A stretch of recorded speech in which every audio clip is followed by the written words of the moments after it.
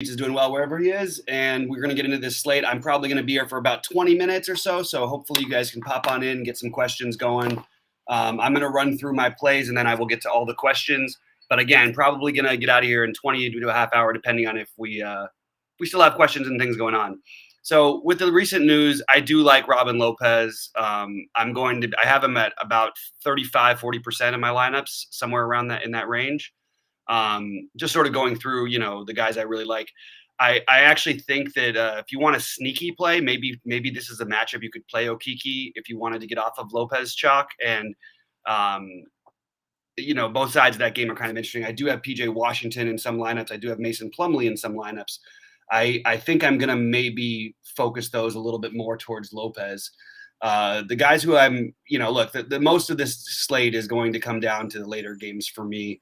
And look, there's going to be some pivoting available as well. So I know we're going to have information. It happens every day. If somebody ends up sitting for, say, Chicago, which has kind of a little bit of, I guess it's not a funny line, but, you think that without Clay and Dre, I know, they've been winning in general, but I do think that it's a little bit of a knockdown. And maybe there's a bull who rests, but I don't think so. I don't know.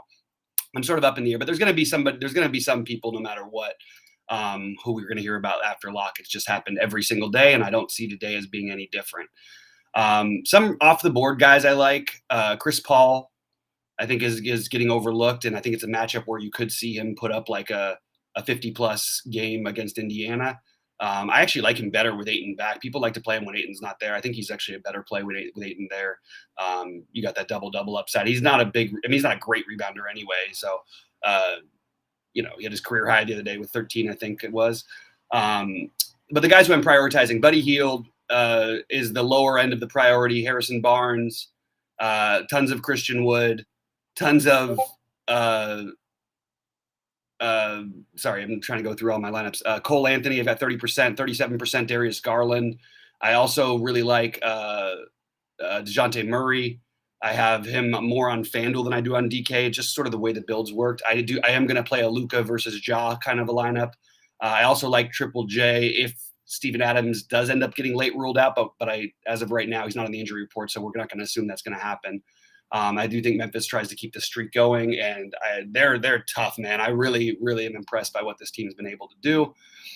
I also have but mainly you're going to be stacking that late game and then adjusting to news. I do think that, you're going to have fairly chalky guys. You can get a little different if you want to take a shot on Bagley or if they give Holmes minutes. I don't think I'm going to do the Holmes thing, but I'm kind of considering the Bagley thing as a pivot off of a little bit of the PJ Washington. But again, it's sort of play it and then hope for later. I do like Jae'Sean Tate a little bit. I prefer Wood. I prefer Porter Jr. I prefer Jalen Green and Wood. Porter Jr., it's weird because it feels like a tournament play, a cash game ownership. But again, we can always pivot later. Eric Gordon is medium play, but he's probably not going to make all of his shots again. So just don't go crazy with that one. And then there's always a blowout risk a little bit when it comes to these Rockets, even though they're only 5-point underdogs tonight. Some other things, Poole is in the starting lineup, which is obviously no surprise. I do like Poole and Wiggins a little bit as well. I don't think anybody's really talking that much about Wiggins, but I think he's a pretty solid play. I would rather personally play Poole, but he's going to be much higher owned. People are going to play Steph like crazy, and I think that's okay. But I don't think you have to. I'm not prioritizing Steph. I'm going more the Luka Ja route, and I'm really surprised that Memphis is only a 2-point favorite in this game. I think they should be. I don't know why they're not. I mean, I understand it's a back-to-back, but they should be like 10-point favorites, to be honest with you. They've won 11 in a row. Dallas just got housed by the Knicks the other night. I know they missed all their threes, but it just feels like a little bit like of a funny spread. But no one's going to play the Luka Ja thing. I'm absolutely going to be the one who does that. Pop in your questions, guys, now, because I want to start, getting to some stuff, and I want to finish my builds. So go ahead and put your questions in. I also like Dennis Schroeder. I'm just going to and Jason Tatum to run back with Embiid. I really like Embiid tonight, and I don't think you're going to see ownership on him. It's really not that difficult to play some Embiid with Christian Wood and the other centers we like as well, or if you could do the Lopez one, but I prefer the Wood thing with Embiid together, so you have some more switchability late. I do think center is a pretty good spot if you're going to use Embiid. you want to try and play probably with another center. But I love nobody's going to play the Tatum Embiid lineup. I'm going to be happy to do it. I see that Schroeder is going to be about 10% owned. I'm going to be well above that. So that's sort of the general outlook of what I'm doing. But I'm not seeing any questions or any thoughts in the chat. So guys, say what you're doing if you like it, what you don't, any 1v1s, any questions, anything. Would love to. Jared Allen's a name I didn't actually think one time about today. So I actually think that's a reasonable option. I just think center is really strong, but I actually think he's fine. He's very reasonably priced. They're like basically as healthy as they get, not minus Sexton. So there's nothing, and it's a good matchup with San Antonio, but there's nothing special that stands out like crazy for me with him. But I do think you can get 45 out of him, and I think that's a pretty solid, night. But I'm not playing any of him at all. But I do think he's reasonable, and I think he's actually probably more reasonable. When you play Jared Allen, you tend to want to play him more on FanDuel just because the block upside is what you're playing him for. So do that. The Raptors thing, I'm sort of questioning here because they do run their guys a million minutes. It's a good question because with the situation that they sort of have here, like I said, they're going to run out their guys for a bunch of minutes. It is one of the early games. They are big favorites. I guess I think I like the best Anunoby, and I actually did play him on FanDuel, but I didn't get to him on DK very much. But I think Anunoby could put up a ceiling type of game, and we still have Scotty Barnes as questionable, which we should know hopefully in the next 45 minutes or so before the lineups do lock. They're expecting Watanabe to start, by the way. But I would give a little bit of a boost to that. I'm trying to see who they start, and it depends on what happens with Barnes. I might even take some shots on like a Khem Birch to get off of the other chalk, but I don't think it's not like a priority for me. I think Anunoby is the best play of all of them, just at this price. No, if Scotty Barnes sits, but Boucher may be in play off the bench, I think it's too big of a slate to try to like make that I don't know, maybe it's not. Like there's an argument for he had a great game last time out.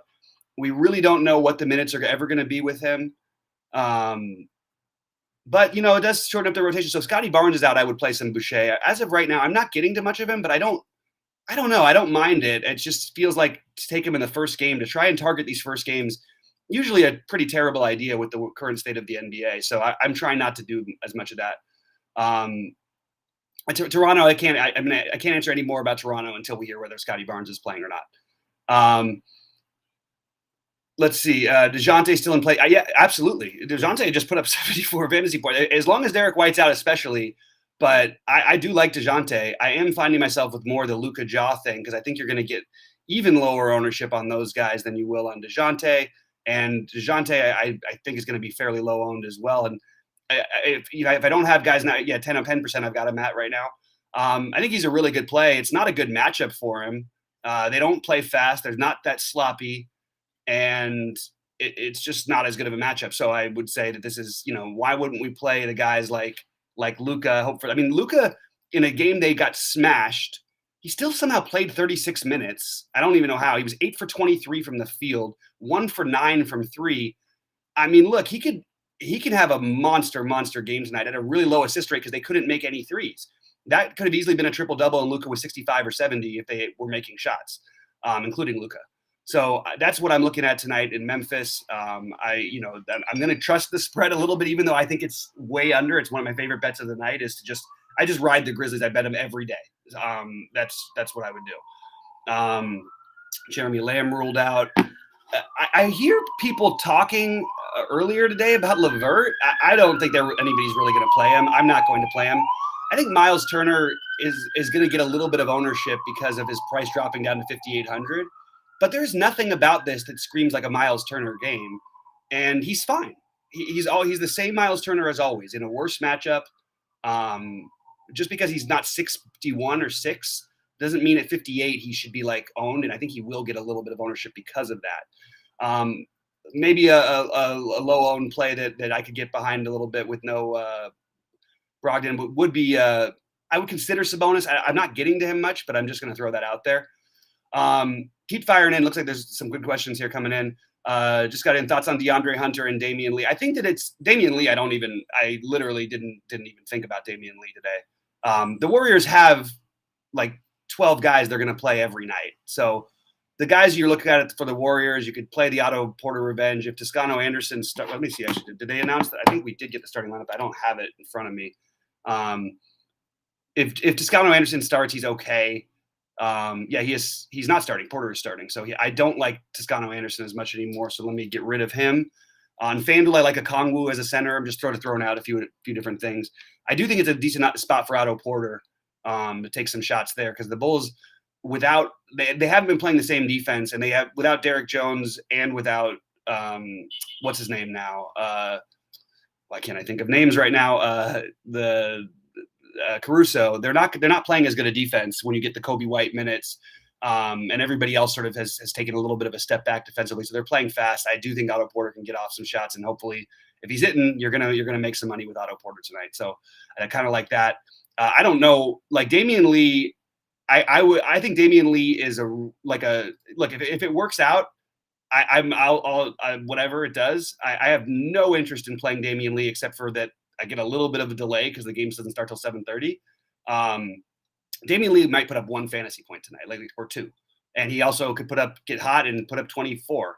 But I don't think there's any logical explanation for why he would be a priority play. You still have Iguodala, Toscano Anderson, Bjelica, and Kuminga, who are all going to get minutes off the bench, along with the guys who play a million minutes like Curry, Poole, Wiggins, Porter can play minutes, and obviously Looney.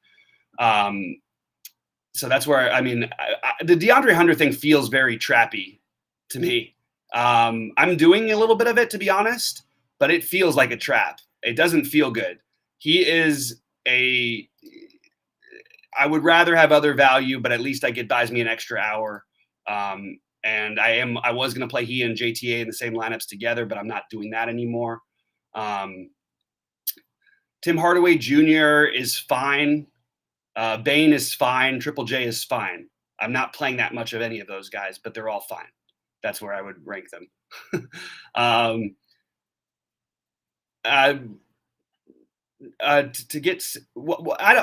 think you guys are really like reaching if you want to play. Let me just see real quick before I totally commit to this. I don't think you need to worry about this right now because the game doesn't start for a long time, but there's no real reason to try to play Sengun. I don't know why anybody would be doing that. His last games when he was playing, he played 6 minutes, 15 minutes. He did have 21 and then 20 before that. He's a very good point per minute guy. Sure, he can get there in this type of matchup. I guess on FanDuel you could consider him, but I don't see any reason to do that. With the uncertainty, with a 10-man rotation, there's really sorry, not 10-man rotation. Yeah, I can't. I don't know. Yeah, there is going to be a 10-man rotation. I don't know. There's no way I'm playing Sengun unless I hear something later or somebody else is out or something happens. But I reserve the right to change, but I just don't see any reason. Lee or Concher, as much as I think those are just terrible plays, I think you guys are trying to spend down too much, if I had to guess, just based on these questions. You don't need this kind of value. And sure, can one of these guys hit? Like John Concher had the game of his life yesterday. He had, 17 rebounds? Sure, but off of a ceiling game where he played 30 minutes on a back-to-back, feels very thin to me. The guy who usually plays, 20 some odd 30 minutes. Maybe it's not as thin. Maybe it's okay. I would say it's okay, actually, because it's a later game, too. You can always switch. But certainly, look, with Steven Adams back, how many minutes is he really going to get? I would guess he probably gets 15 minutes, maybe 12. You're really asking for a lot by trying to force these guys in, and you really don't need to. There's great mid-range plays today. So I would encourage you guys to do that. Look, somebody's going to get there who's one of these cheap guys. You're just playing roulette. There's nothing logical that makes any of them good plays except for the ability of Hunter to play minutes, which again is still speculation. So I think we're reaching a little bit on these ones personally. Yeah, it's funny because Project Mayhem loves the late games, but has the exact opposite take of what I like. All five of the guys you mentioned, I think are viable, but just absolutely nowhere near guys or priorities. See, here we go again. Mo Wagner. Every question is about the value. I think Mo Wagner being in the first game. Now, I actually think this is the kind of matchup. Why do I have no minutes for Mo Wagner? Am I missing something? That seems like a weird situation. Why is that happening? Let me double check this real quick. I have Mo Wagner projected at 0 minutes. That seems off, right? I do like Robin Lopez. I mentioned that already. Maybe why is Mo Wagner not projected to play a single minute tonight? I guess he only did play 9 minutes the other night, and they've given more run to Schofield, to be honest. So maybe Schofield would be a better play than Wagner, but you never know. It could go to his. There's no logical reason to play him. I mean, I can't believe he's got projected for 0 minutes, but he is. And it's a good kind of matchup for. But I don't know. I think we're reaching, guys. I really do. And look, while those reaching sometimes work, why are we doing it to ourselves on a huge slate? I just think it's a mistake. Oh, Franz Wagner. Oh no, yeah, you said Mo Wagner. I do like Franz Wagner. I'm into that play. But I don't. I think you should treat it very cautiously. It's again these first games. It is a good game environment, but Orlando could get just completely housed here. And I like LaMelo better on FanDuel, obviously, because the price, and he does get steals and blocks sometimes. So I think that using him at 8K makes sense. I don't really love these other guys that we're mentioning, and I worry about Lopez too. And maybe Mo Wagner does get the cleanup if they're getting blown out. If Lopez gets early foul trouble, which is totally in the car, it's totally on the table. You could use Plumlee on the other side, by the way. I do think Plumlee is somewhat in play against a bad Magic team, although Lopez himself is a much better he's actually a good defender, but he's more of a good post defender. People just don't give him credit. Orlando in general defensively is god awful. But I like Franz Wagner.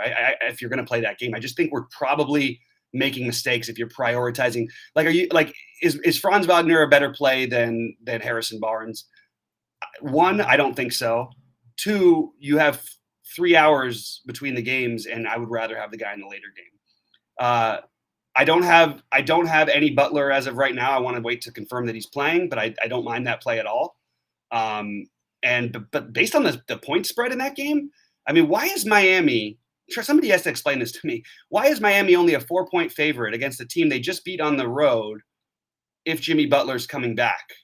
It doesn't make sense against and everybody thinks the Hawks are a good team. The Hawks are terrible. They've been terrible this year. They're just awful. But I do kind of like the Butler idea if he does play. But again, you got another hour till we hear about that, probably at least. I don't have any Jaylen Brown. I think when they get to be the same price, I think you play Tatum. That's my personal take. But there won't be any ownership on Brown, and he does have a ceiling. I think he's a little underprojected, but Tatum is the guy who can really put up in almost any game can put up that monster number. I know Brown's been really good lately, but I would personally prefer Tatum. I guess if you wanted to go different and get really low owner, they're both going to be really low owned. So I don't really mind whichever one you do. But yeah, they're viable. I just don't think that they're priorities. Al Horford is kind of interesting off the board play. We talked about who was the other 5,400 guy we talked about at power forward. I can't remember, but Al Horford is an interesting, completely unowned play that could have some success here. Taking, if they play him at the 5 a little bit and take some beat away from the basket. Jimmy Butler warming up with the intention of playing. So I do like Butler. I don't know how much of him I'm going to end up with, but I definitely have him below. Well, also it correlates better for me to play Tatum, but I do think Butler is, certainly it's a great matchup. He's pricey, but he can produce here. I don't think I'm going to end up prioritizing him now, to be honest. But I wouldn't surprise me if he had a big game, so I don't mind if you guys want to use him. Lots of good plays here. Brogdon's been out every game, so there's nothing new here. The guys who benefit are too expensive to play, so I don't really think it's Miles Turner doesn't benefit at all, but he's 5,800 if you want to just play a guy randomly for some reason. Karis LeVert is coming back, so who knows how much they're going to let him go, but he certainly, can put up a ceiling game. It's a terrible matchup. I'm not playing anybody from Indiana. Miles Turner would be the only one, and It's just because you can always play Miles Turner and hope for the big upside game, but I don't see it as Indiana being viable, personally. All right, let's see if there's any more questions before I get out of here. Anybody doing good in golf? I've got a top 5 lineup in golf right now. Everybody at 6 under or better, and including Henley in there. And then I've got Kazire, who's completely unowned, who's just starting. But I've got Davis, Kokrak, Connors. They're all everybody 8, 9 under, except for Bezadenhout, who's 6 under after struggling today at the beginning. It seems like the questions have dried up. Yeah, I'm looking at the Wagner thing, but I've checked it. I mean, everybody else's numbers are updated. Why is Mo Wagner's not? I mean, why would they project him for 0? That just seems like a mistake. But I don't know that there's. I mean, look, we just saw this happen the other night, and guess what? Mo Wagner played 9 minutes. It's really thin. Like, that's a really, really thin play. Now, could it happen? Sure. I mean, who was it who went nuts the other night, who literally no one had ever even talked about? He's probably, I think he was like the 10th man on the rotation, but he just was red hot. Somebody put up like 38 fantasy points for 3K, and it's just like, was just a random things happen. It's basketball. It's a flow game. So nothing like that. Who are you talking about playing? Play who? Mo Wagner? You guys can play Mo Wagner if you want to. I'm not going to. I don't mind if you want to do it in the lottery thing or something like that, but I just don't see a guy who might be a DNP CD on a giant slate just feels like a silly thing to do personally. That's where I'm at. What else do we have? I think that's pretty much it. Well, good luck, everybody. I really think that this is a night, like we've been doing great for the most part, or at least I have been doing really well, except for that one horrible, horrible Wednesday. One of the worst NBA slates I've had in a long time, but let's keep it going. I'm going to be in the Discord. I'm going to try to answer things. It's going to be a lot of late shifting because I'm going to play mostly guys in the later games. And good luck to everybody. And we'll hopefully see someone take something down. We want to see some screenshot life. Good luck out there, guys.